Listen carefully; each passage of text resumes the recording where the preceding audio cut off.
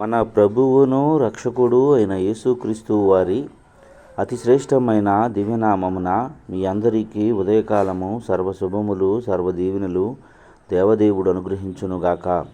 Amen.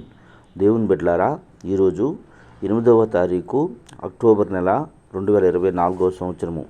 ఈరోజు దేవుని వాగ్దానము ఆదికాండము 17వ అధ్యాయము 2వ వచనము. నిన్ను అత్యధికముగా అభివృద్ధి పొందించేదను. దేవుడు తన పరిశుద్ధ లేఖన భాగము నేటి ఉదయకాలము మీ వినికిడిలో మీ జీవితంలో ఈ వాగ్దానము దేవదేవుడు నెరవేర్చునుగాక.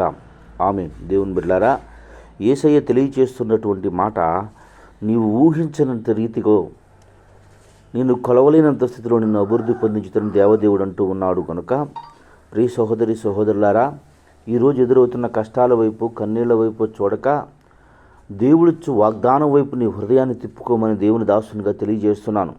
ఈ మాట అబ్రహాం గారితో తెలియజేస్తాడు. ఏ సమయంలో ఎప్పుడు తెలియజేస్తాడు దేవుడు అంటే, తాను మృతతుల్యమైపోయినటువంటి వ్యక్తిగా ఉన్నప్పుడు, తాను శక్తి లేనటువంటి వ్యక్తిగా ఉన్నప్పుడు, తాను జనాంగముగా లేనప్పుడు. ప్రియ సహోదరి సహోదరులారా, ఈరోజు ఈ ఉదయకాలం ముందు ఈ మాట్లాడినటువంటి నీ జీవితంలో నీవు తీవ్రమైన ఆర్థిక ఇబ్బందుల్లో ఉండి కనీసం కుటుంబ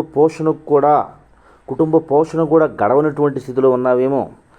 ప్రియ సహోదరి సహోదరులారా, ఈరోజు నువ్వు ఎదుర్కొన్నటువంటి ఆర్థిక పరిస్థితి, నీవు తీసుకున్నటువంటి చిన్న ఈఎంఐని కూడా కట్టుకోలేనటువంటి దుస్థితిలోకి నువ్వు వెళ్ళిపోయావేమో. ప్రియ సహోదరి సహోదరులారా, దేవుడు వాగ్దానం చేసింది అబ్రహాం గారితో అన్నీ సమృద్ధిగా ఉన్నప్పుడు కాదు, సర్వసమృద్ధిలో ఉన్నప్పుడు కాదు, ఏమీ లేనటువంటి నిస్సహాయ స్థితిలో ఉన్నప్పుడు దేవుడు ఈ వాగ్దానాన్ని చేసి ఉన్నాడు. ప్రియ సహోదరి, నీకు కూడా దేవుడు ఈ ఉదయకాలం ముందు ఈ మాట నీకు నిర్వీర్యమైన స్థితిలో ఉన్నప్పుడే దేవుడు నీకు వాగ్దానం చేస్తున్నాడు. అబ్రహాము గారిని ఆశీర్వదించిన దేవుడు నిశ్చయముగా నిన్ను ఆశీర్వదిస్తాడు, నీ కుటుంబాన్ని ఆశీర్వదిస్తాడని దైవ సేవకునిగా దేవుని వాగ్దానం తెలియజేస్తున్నాను. అలాగనే దేవుని బిడ్డలారా, నీ యొక్క ఆర్థిక పరిస్థితులన్నిటి నుండి దేవదేవుడు సరిచేయడానికి ఇష్టపడుతూ ఉన్నాడు.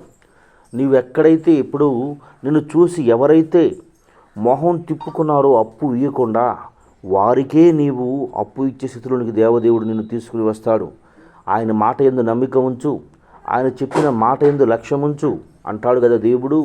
నా యందు మీరును మీ యందు నా మాటలు నిలిచినడని మీకు ఏది ఇష్టమో అది కూడా మీకు అనుగ్రహింపండి దేవుడు యోహాను సువార్త 15వ అధ్యాయంలో అంటాడు. ప్రియ సహోదరి సహోదరులారా, దేవుణ్ణి అడుగుతున్నావు, ఆయన యందు నిలిచున్నావో లేదో ఒకసారి ఆలోచించుకో. దేవుణ్ణి అడుగుతున్నావు, ఆయన మాట వింటున్నావో లేదో జ్ఞాపకం చేసుకో. ప్రియ సహోదరులారా, ఆయన మాట విని ఆయనకు లోబడి ఆయన చెప్పిన ప్రతి మాట యందు విశ్వాసంతో విధేయత చూపుతూ నీవు ఆయనకు లోబడి ఆయన ఇష్టానుసారంగా బ్రతికే వ్యక్తిగా నీవు జీవించినడలా నిశ్చయముగా ఈ వాగ్దానం నీ జీవితంలో నెరవేర్చడానికి ఇష్టపడుతూ ఉన్నాడు.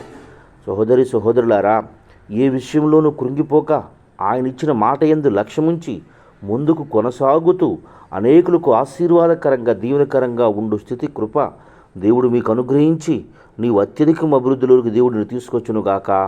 ఆమేన్. తండ్రి, నీకు వందనాలు స్తోత్రములయ్యా.